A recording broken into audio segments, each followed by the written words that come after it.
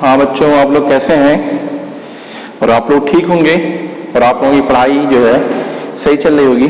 तो आज हम जो है अपनी एक नई वीडियो में क्लास 9 की एपिकल्चर जो टॉपिक है बायोलॉजी की, उसके बारे में डिस्कस करेंगे। ठीक है, तो एपिकल्चर क्लास 8 में भी सुना होगा आपने थोड़ा बहुत। तो बात होती है एपिकल्चर है क्या। देखिए, एपिकल्चर दो वर्ड से ज्वाइंट होकर बना है। एक तो एपी मतलब यहाँ पे एपिस, दूसरा था कल्चर। दोनों से मिल करके क्या हुआ, एपिस और कल्चर को मिला के बना है क्या, एपिकल्चर बना है। ठीक है, अब बात होती है कि एपिकल्चर होता है क्या। मीन्स एपिस का मतलब होता है बी होता है, बीज होता है, और कल्चर का मतलब ग्रो। ठीक है, मतलब बीज को ग्रो करना ही क्या हुआ, एपिकल्चर कहते हैं इस वर्ड के बेस पे। लेकिन मैं डिफिनीशन की बात करूं, या एपिकल्चर होता क्या है भाई। एपिकल्चर मैं आपको कहूं बी को, या बीज जो हनी बी होती है या हनी बीज होती है, उसको ग्रो क्यों कराते हैं भाई। हनी बीज को ग्रो इस नाते कराते हैं ताकि क्या हुआ, मतलब यहाँ पे बी का मतलब हनी बी, इस तरह ग्रो कराते हैं ताकि क्यों, ताकि हमें क्या मिल जाए, उससे क्या हुआ, हनी का हो जाए, हनी रिसीव हो, और उसके साथ साथ बी वैक्स। ठीक है, तभी क्या हुआ, हम एपिकल्चर करते हैं।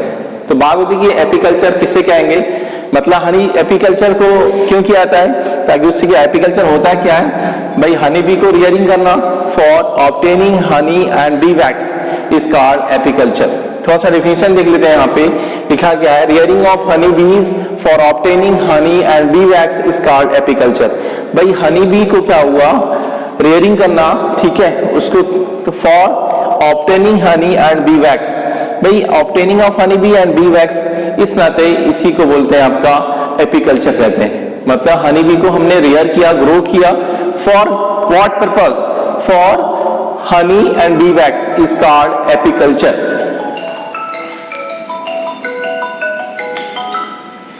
तो बात ये कर रहा था मैं कि एपिकल्चर की बात कर रहा था मैं। तो अब हम डिस्कस करेंगे उसके नेक्स्ट टॉपिक को, कि जो उसमें एक कॉलोनी होती है हनी बीज की, तो उस कॉलोनी में क्या हुआ, उसकी कास्ट, ठीक है, टाइप, और उसमें इस कॉलोनी में कास्ट कितनी होती है, उसकी कास्ट कितनी होती है। तो एक कॉलोनी में तो वहां पे क्या डिफरेंट क्या हुआ टाइप की, क्या हनी बीज टाइप मीन्स यहाँ पे क्या हुआ, वर्किंग बेस पे। तो अगर मैं कॉलोनी की बात करूं तो एक कॉलोनी में हनी बीज की जो कास्ट होती है वो 3 टाइप की कास्ट होती हैं। कौन कौन होगी, ये जो कास्ट डिफाइन होती है उसकी वर्किंग बेस पे डिफाइन होती है। तो फर्स्ट जो होगी वो तो पहली जो है क्वीन होती है, सेकंड जो होगी वो आपकी क्या होगी, ड्रोन्स होती है, और थर्ड जो होगी वर्कर्स। तो फर्स्ट क्या होगी, एक कास्ट ऑफ कॉलोनी या कास्ट ऑफ हनी बीज इन कॉलोनी। ठीक है, तो एक मैंने कहा यहाँ पे लिखा हुआ है आपका क्वीन दिया है, ठीक है, सेकंड जो आपका ड्रोन्स होगा, एंड थर्ड जो लास्ट होगा वर्कर्स होती। एक बात सुनिएगा, एक कॉलोनी में मतलब टोटल मैं कहूँ हनी बीज की जो क्वांटिटी होती है वो 40,000 to 1,00,000 होती है। ठीक है, इसमें एक कॉलोनी में क्या हुआ, सिंगल, मतलब नॉर्मली क्या एक सिंगल क्वीन होती है, सिंगल क्या होगी, क्वीन होगी फ्यू हंड्रेड क्या होगा आपका, फ्यू हंड्रेड क्या होंगे आपका उसके ड्रोन्स। मीन्स ड्रोन में यहाँ पे मेल क्वीन पाएंगे, मेल आपका बीज हनी बीज पाएंगी, फ्यू हंड्रेड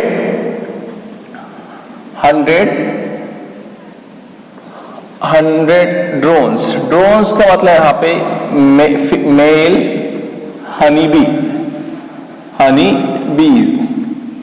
और सबसे ज्यादा क्वांटिटी किसकी होती है, अगर मैं क्वांटिटी की बात करूं तो वर्कर की सबसे ज्यादा होती है क्वांटिटी, क्योंकि सबसे ज्यादा रिस्पॉन्सिबिलिटी क्या हुआ किसी बी हाइव में, ठीक है, किसकी होती है, वर्कर्स की होती है।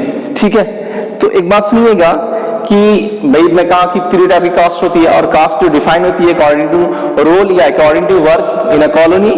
तो फर्स्ट क्या होगा, क्वीन होगी, सेकंड क्या होगी आपका ड्रोन्स होती है, थर्ड जो कि वर्कर्स होती है। ठीक है, अब ये बात होती है कि क्वीन क्या है, क्या काम होता है क्वीन का, ठीक है, और क्वीन कैसे बनती है। देखिए जो क्वीन होता है, मतलब क्वीन होती है वो क्या होगा आपका, क्वीन को बोलते हैं, ये मदर ऑफ कॉलोनी होती है, as mother of colony, mother of colony. मतलब जो भी क्या हुआ, हनी बीज की पॉपुलेशन इंक्रीज होती है किसकी वजह से, क्वीन की वजह से। ठीक है, अब पता है क्वीन जो होता है ये जो ओरिजिनेट होती है, मतलब यहाँ पे क्या हुआ, इमर्ज आउट, भाई सभी क्या एक से क्या हुआ ओरिजिन होगी, तो ये क्या हुआ, इसमें क्वीन जो है दो टाइप का, एक और क्या करती है, ले करती है, मींस प्रोड्यूस करती है। एक तो क्या हुआ फर्टिलाइज्ड एग करेगी, फर्टिलाइज्ड एग्स को प्रोड्यूस करेगी, दूसरा क्या हुआ अनफर्टिलाइज्ड एग, अनफर्टिलाइज्ड एग। ठीक है, दो टाइप के एग्स क्या हुआ, वो क्या करेगी, प्रोड्यूस करेगी। फर्टिलाइज्ड एग से क्या होगा, एक तो क्वीन क्या इमर्ज आउट होगी, दूसरा क्या होगा आपका वर्कर्स, दूसरी क्या होगी इमर्ज होगी, दूसरे क्या हुआ, दोनों क्या हुआ, फर्टिलाइज्ड एग से क्या हुआ ओरिजिन इसकी होगी, लेकिन यह क्या हुआ, एक फर्टिलाइज्ड एग से क्या क्वीन का बनेगी, और अनदर जो आपका फर्टिलाइज्ड एग होगी उससे क्या बनेगा, वर्कर्स। देखिए दोनों में डिफरेंस इतना होगी कि क्वीन जिस सेल में क्या हुआ उसका फॉर्मेशन होगा, उस सेल की जो साइज होगी वो क्या होगी, लार्ज होगी। ठीक है, सेल की size large in size, cell size large, किसमें, किसके लिए, for queen, for queen.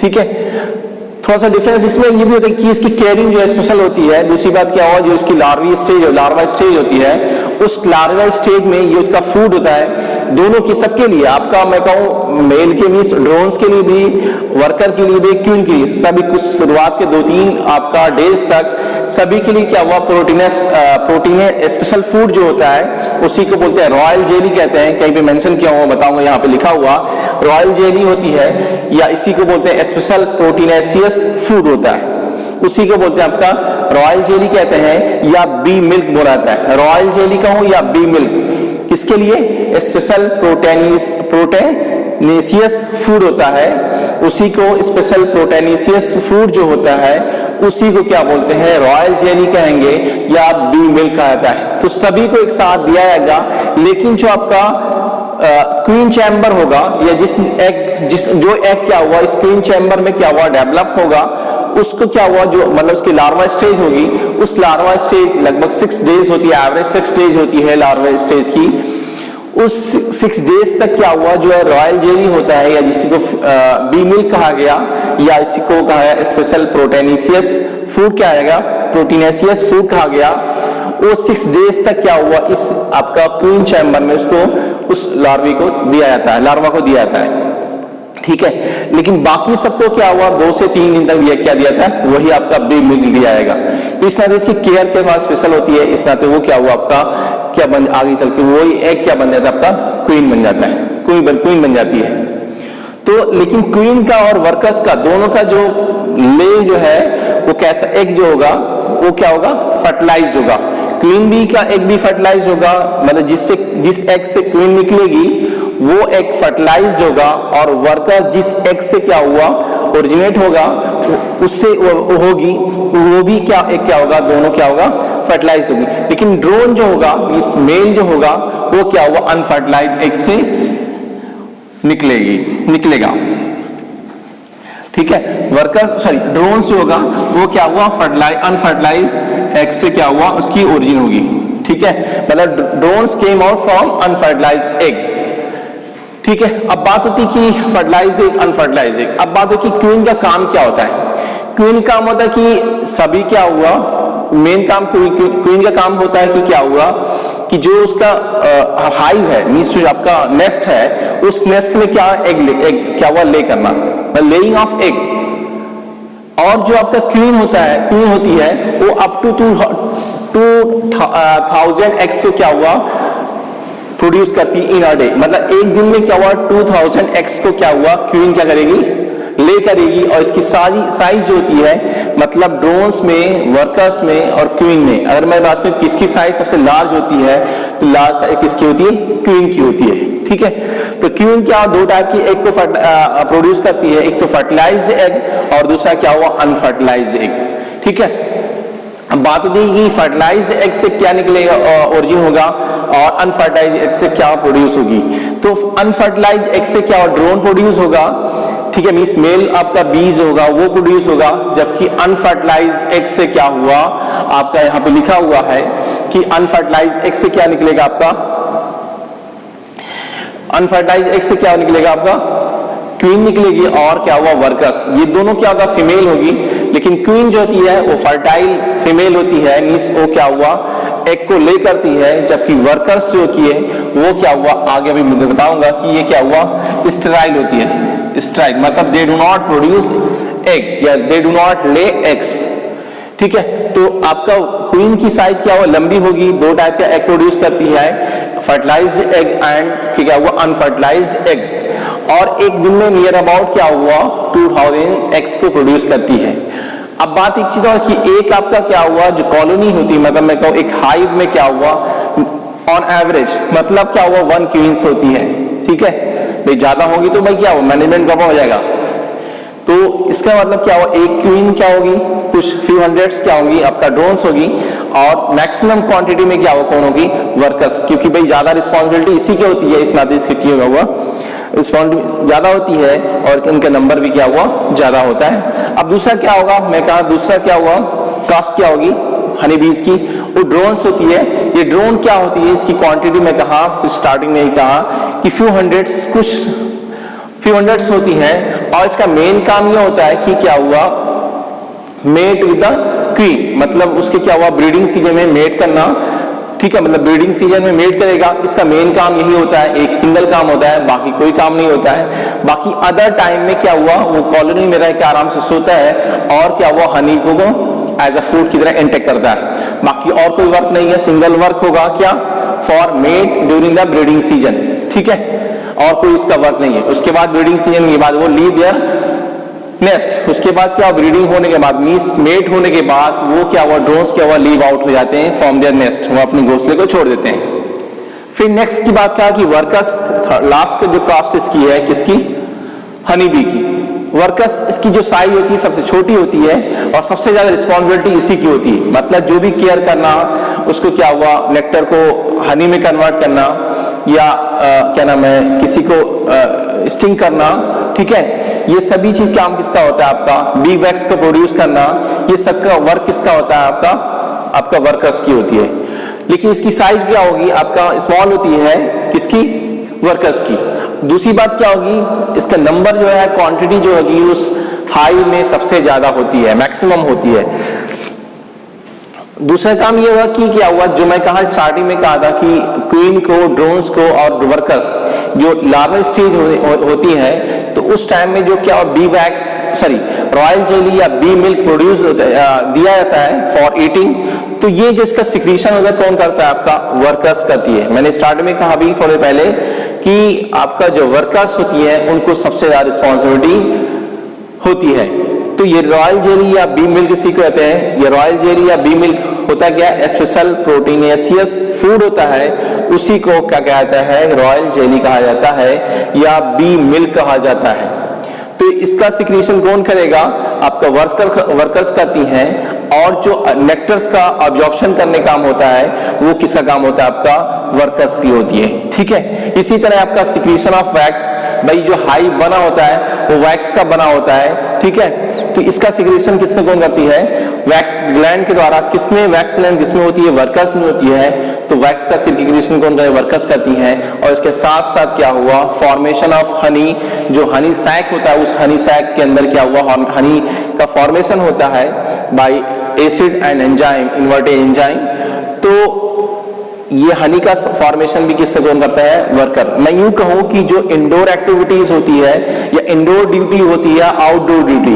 Indoor मतलब हाई में ही क्या जो ड्यूटी रहती है, ठीक है, उसकी रिमूविंग करना मतलब फिट टू फॉर लार्वी, मतलब जो भी आपका फूड को प्रोवाइड करना किसको जो लार्वा है उसको। ये और आउटडोर मतलब क्या कि जो आपका नेक्टर को एब्जॉर्प्शन करना, ये सारा वर्क किसका काम होता है मींस आउटडोर एक्टिविटी कहूं या इंडोर एक्टिविटी, ये सारी एक्टिविटी किसका काम होता है ये आपका सबका काम होता है वर्कर्स। मैं कहूं कि किसी भी एक हाइव में सबसे ज्यादा वर्क कौन करती है, तो करते हैं वो वर्कर्स, ठीक है। और इनकी क्वांटिटी क्या होती है, सबसे ज्यादा होती है। और ये क्या होती है, आपका वर्कर्स क्या हुआ, स्टेराइल फीमेल होती है। स्टेराइल मतलब they do not produce their offspring या डू नॉट प्रोड्यूस ले, यहाँ पर ले टू एग्स, मतलब अंडे नहीं दे पाती है, इस नाते से कहते हैं स्टेराइल फीमेल कहते हैं। जबकि क्वींस क्या होती है, स्टेराइल मे आपका जो क्वीन होती है वो आपका फर्टाइल फीमेल होती है, जबकि ड्रोन जो होता है वो क्या होता है, फर्टाइल मेल होता है। तो इस तरह कास्ट ऑफ हनीबीज होगी तो 3 कास्ट होती है, एक क्वींस होगी, सेकंड जो होगा आपका ड्रोन्स होती है, थर्ड क्या होगा, वर्कर्स होती है, ठीक है। तो आई थिंक ये क्लियर हो गया होगा। अब मैं बात यहाँ पे ये कह रहा था कि जो product obtains from the apiculture, मतलब जो हम एपीकल्चर करते हैं उससे क्या हुआ, कौन कौन सा प्रोडक्ट ऑब्टेन होता है। तो पहला जो इंपॉर्टेंट प्रोडक्ट है वो क्या हुआ, सबको पता होगा, हनी। सेकंड क्या होता है आपका बी वैक्स। थर्ड क्या होगा, थर्ड आपका क्या नाम है, प्रोपोलिस एंड बाम। एंड जो फोर्थ होगा वो पॉइजन, ठीक है। अब बात होती है कि जो हनी होता है उसका काम क्या होता है, क्या क्या यूज होता है। तो मैं बात कहूँ कि हनी जो होता है उसमें क्या रिच सोर्स ऑफ एनर्जी होती है। और 1 किलोग्राम एनर्जी अगर मतलब 1 किलोग्राम अगर आप हनी को इंटेक करते हैं तो आपको 3200 kilo calorie 3200 calorie energy obtain होगी। कैलोरी एनर्जी क्या हुआ, ऑब्टेन होगी। 32 कैलोरी एनर्जी ऑब्टेन हुई from 1 kilogram of honey, from 1 kilogram of honey, ठीक है। दूसरी बात मैं कहूँ कि हनी क्या हुआ, हनी में और क्या पाया जाता है, तो मिनरल्स पाए जाते हैं। मिनरल्स में क्या होगा, मिनरल्स में सबसे मैक्सिमम क्वांटिटी में क्या होता है आपका calcium and iron, calcium and iron ये सबसे ज्यादा होता है। उसके साथ साथ क्या हुआ, इसी में फास्फोरस भी होता है, फास्फोरस, ठीक है। और आपका मैग्नीज,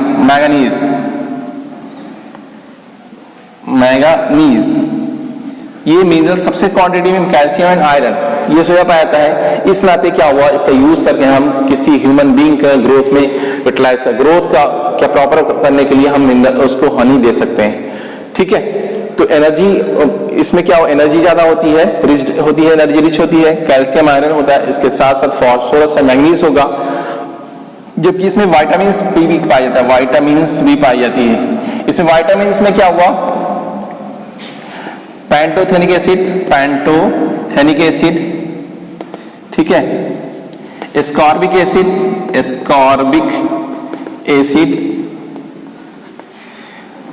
बायोटीन और आपका नियासिन, पायरिडॉक्सिन, ये सारी क्या हुआ विटामिन पाई जाती हैं, ठीक है।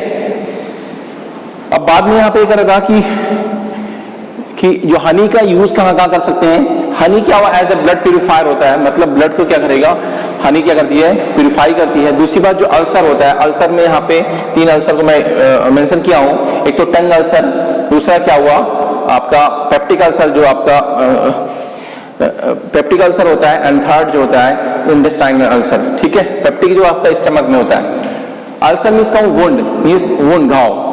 इंटेस्टाइनल अल्सर जो आपके इंटेस्टाइन में होता है, मतलब वहां पे ड्यूडेनल अल्सर हो सकता है, ठीक है। तो अल्सर कहीं पे है टंग में या स्टमक में या इंटेस्टाइन में, तो वहां इसको आपको उसे क्योर करने के लिए हम यूज कर सकते हैं। इसके साथ साथ क्या हुआ, कफ को क्योर करने के लिए हम हनी का यूज कर सकते हैं।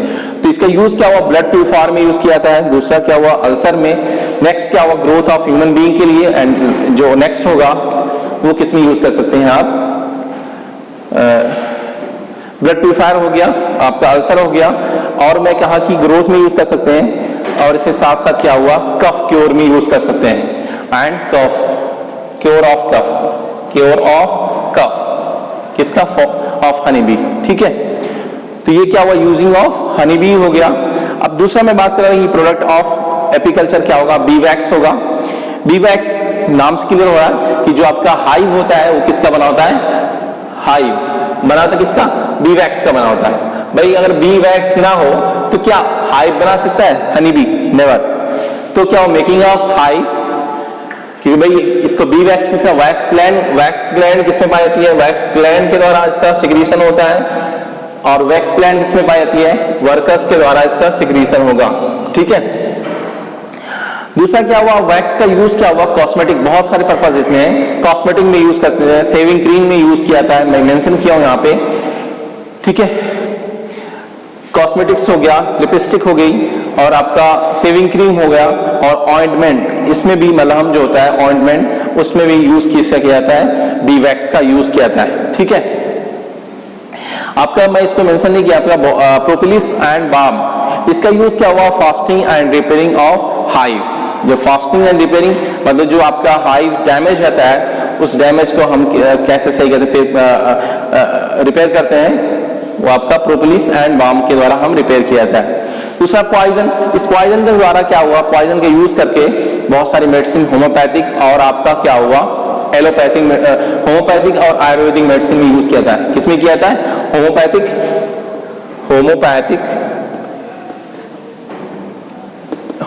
एंड आयुर्वेदिक